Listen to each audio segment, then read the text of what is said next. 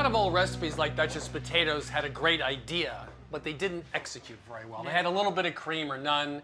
They had a little bit of butter in them, maybe a couple eggs, and what you ended up with was something that wasn't very rich. It should be luxurious, right? Yes. It should be elegant. Yep. It needs more fat, it needs a better texture. So these were a good idea, but... Yeah, I mean, they always look beautiful, but then when you dive into them, they're really dry and cottony. So we wanted to maintain that beautiful appearance, but also make them taste good and have a really good texture while maintaining the lightness that they should always have. Okay. So we are going to start off with potatoes. We are going to use russet potatoes, 3 pounds, and the cooking method is actually really important here.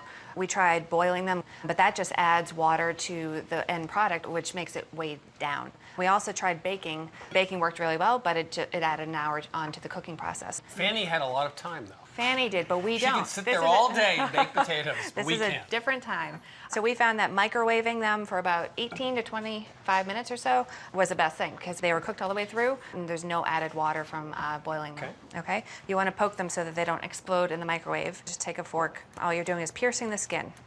It turns out in the kitchen, the microwave has been very good as a sort of cooking tool. It saves time everywhere. So now we are going to microwave these for about 18 to 25 minutes, and I'm going to flip them over halfway through at about 10 minutes to make sure that they cook evenly. Okay. Okay. Now we have our microwave potatoes. They're nice and tender. And now I'm going to cut them in half and scoop out the flesh and proceed. This is really important that you cut them while they're hot so that the steam can escape, which is going to help to make the end product lighter. So I'm just taking the half potato and with a spoon, I'm just going in there and scooping them out, leaving the skins behind. Okay, so now we have all of our potatoes de-skinned, and now we're gonna mash the potatoes. And you can either use a potato masher or you can use a ricer. I'm gonna use a ricer because it gives us a really fine texture. So now I'm gonna scoop these into the hopper. Well, this is one of the things, as I said earlier, that made this recipe possible was having a ricer or a food mill to get them really fine. Because if they're not fine, you ain't piping them. And they're not as elegant and delicate as they should be. So now we have our potatoes and they're ready for the next ingredients. We are going to start with adding 1 cup of heavy cream. And we want these to be rich and flavorful. So we're not holding back here. That's a shock. I know. We're going to add 3 tablespoons of butter. Some recipes didn't call for any butter. Some recipes called for up to 6 tablespoons. We are going to add 3 tablespoons right now. And it's softened. So the next ingredient that we're going to add are eggs. Some recipes called for between 2 to 9 whole yolks. Really? 9? Yeah, and then they were adding just the yolks. And the egg gives the potato its color, so it helps to brown it in the oven. We actually found that if you added more than 1 egg plus 1 yolk, it was just becoming too eggy. But we did want to add the 1 egg white because the egg white has moisture in it, and when it cooks and bakes, it's going to turn into steam and it's going to help to lift the potatoes. Okay. It helps to lift the potatoes, but not enough.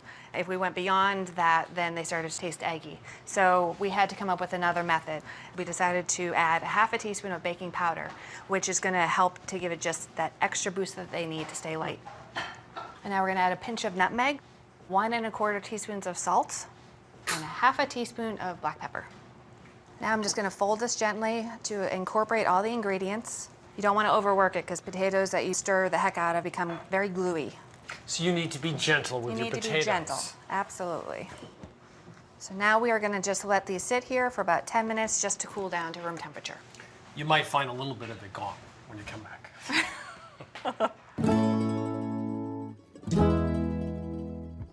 Okay, so these potatoes have been cooling for about 10 minutes. Now they're about room temperature. We are going to add another 3 tablespoons of butter. We like the flavor of the 6 tablespoons butter total, but when we baked them, all the butter kind of leached out. We decided to add 1/2 of it at the end, hoping that they would turn into little butter pockets. And they didn't leach out any butter when they were baked.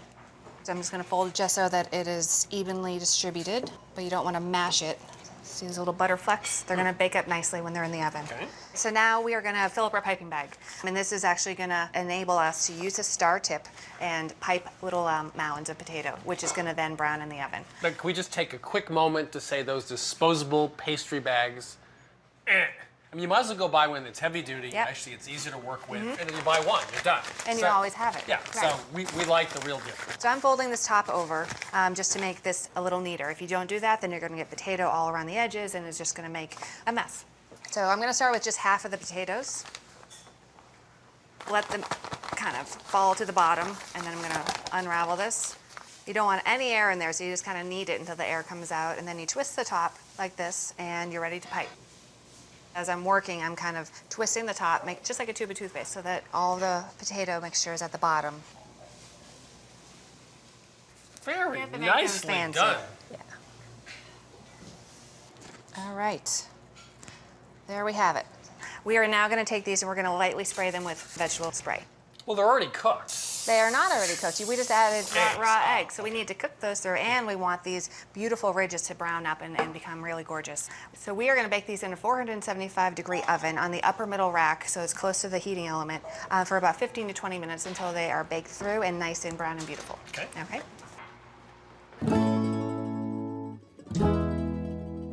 I think they're ready. Ooh. Gorgeous. Those look fabulous. Absolutely. And they smell great, too. Do we have to wait? No. I'm so used to, after all these years of waiting to eat I know. things out of the I know. oven. It tortures you. So All right. let's come over and eat Okay. them. Now, I do have to just say before we do that, we did bake up the original recipe. It obviously doesn't look nearly as good. When I cut into it, it's going to be, well, it's dry.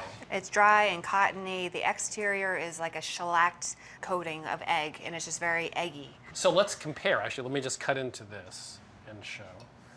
So there we have ours and theirs. And ours is better. You have a choice. Yeah, nice, light, and fluffy. So I'm going to get rid of this because I don't want to see that anymore. Okay. And now we get to taste our own Duchess potatoes.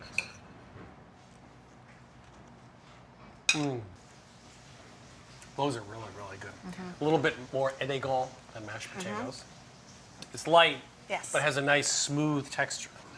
So great Duchess potatoes start with russets. We used a fork to poke them and put them in the microwave to bake them because we didn't want excess moisture. Got them out, cut them in half, and took all the insides out into a nice bowl. We added a cup of cream, some butter, and 2 yolks and 1 white. Put that all together, let it cool just a little bit, and then add a little bit more butter cut up at the end.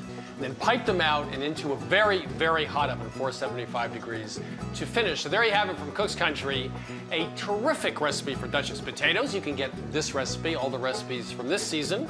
You can also watch selected episodes and get our tastings and testings.